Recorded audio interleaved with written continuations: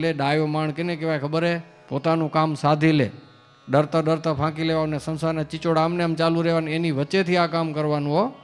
અને હવે તો બહુ કોઈ આની પ્રેરણા નહીં કરે ને વાતું નહીં કરે. ઉપરથી તમારું માન સન્માન કરી લેશે, વાવા કરી લેશે, જય જયકાર થઈ જશે.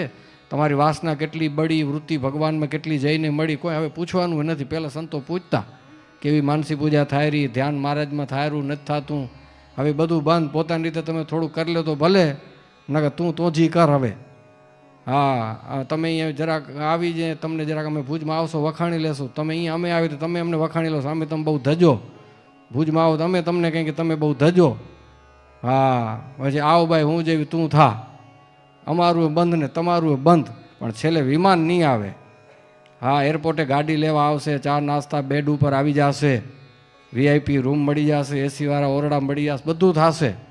પણ અંતરમાં શાંતિ અખંડ જોતી હોય ને જન્મો જન્મ બધા મટાડીને મહારાજના ધામમાં જવું હોય છેલ્લે તો કાંક કરવું પડશે એક્સ્ટ્રા. હટકે ચલના પડેગા. બાકી લોલે લોલ હમણાં જેમ હાલેરા ગાડા, ન અમે તમને એકે શબ્દ કહીએ કે ન તમે અમને એકે શબ્દ કહીએ ગો.